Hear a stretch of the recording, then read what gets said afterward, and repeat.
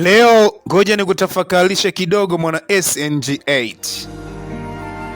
Hivi ulishawahi kupokea msaada toka kwa mtu ambaye anakuchukia? Basi ambatana nami katika simulizi ya siku ya leo, simulizi bomba na kali sana, ambayo inakwenda kwa kichwa kinachosema msaada wa mtu anayekuchukia. Simulizi hii imejengwa katika kitabu kimoja cha Biblia cha Yona. Yona alikuwa ni mtu mmoja ambaye alipewa misheni na Mungu kupeleka habari njema za wokovu katika mji mmoja unaitwa Ninawi. Na katika harakati zake za kupeleka injili hiyo, Yona aliambiwa akauambie mji ule uweze kutubu, lakini baada ya siku 40 utaweza kuangamizwa. Jambo hili lilifanyika kwa nguvu nyingi sana na Yona. Alizunguka katika mji ule akiwaambia watu na kuwaonya kwamba inapaswa waweze kurudi katika njia ya Mungu, isipokuwa wasipofanya vile wataweza kuangamizwa. Lakini jambo la kushangaza, baada ya watu wa Ninawi kutubu, Mungu akawaacha asiwaangamize wala kuangamiza mji huo. Jambo hili alikuwa jema sana machoni pa Yona, na badala yake Yona alikasirika sana kwa kitendo cha Mungu kuweza kuwaacha kuangamiza watu wa Ninawi.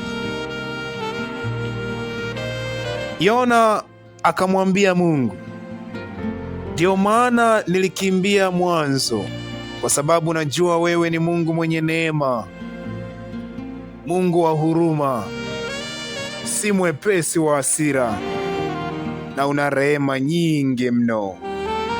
Mwisho wa kunukuu. Kisha Yona akatoka nje ya mji akakaa ili aone nini kitatokea.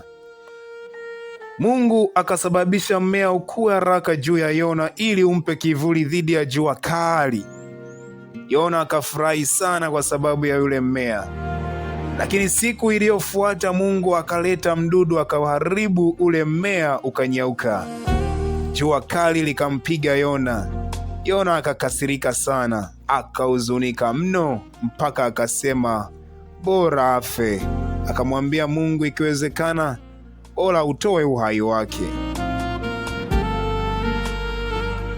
Ndipo Mungu akamwambia Yona, unahuzunika kwa sababu ya mmea ambao hukupanda wala kuukuza. Je, mimi nisiwahurumie watu wengi wa Ninawi ambao hawajui mema wala mabaya? Kwa njia hiyo Mungu akamfundisha Yona kwamba yeye anawajali sana wanadamu kuliko kitu chochote. Sasa katika maisha yetu ni nini tu ambacho tunajifunza, mpenzi msikilizaji wa Sauti ya Nuru Gizani, ambacho katika maisha yetu nasi tunapaswa kuweza kuishi nacho katika safari hii ya maisha? Jambo la kwanza, huruma ya Mungu ipo kwa ajili ya watu wote. Mungu anawapenda watu wote, hata wale tunaoweza kuwahukumu. Jambo la pili, moyo wa mwanadamu unaweza kuwa mgumu. Wakati mwingine tunaweza kukasirika Mungu anapoonyesha wengine rehema zake. Jambo la tatu, Mungu anajali sana maisha ya watu. Maisha ya wanadamu yana thamani kubwa sana mbele za Mungu. Jambo la nne, tusijali vitu kuliko watu. Yona alihuzunika kwa mmea, lakini Mungu alionyesha kwamba watu ni muhimu zaidi kuliko mmea. Je, kuna kitu ambacho umeweza kujifunza katika siku hii ya leo? Unapaswa kutokuwa mtu ambaye unatoa msaada ukitegemea mtu mwingine aweze kuumia. Lakini pia tutazame sana misaada yetu. Wakati tunawapatia watu wengine misaada, tuweze kutazama kwamba msaada huo ni kwa ajili ya kweli kuweza kuwatoa watu katika shida zao. Tusiwe kama Yona, bali tuwe kama moyo ambao Mungu anajaribu kuonesha katika maisha yetu.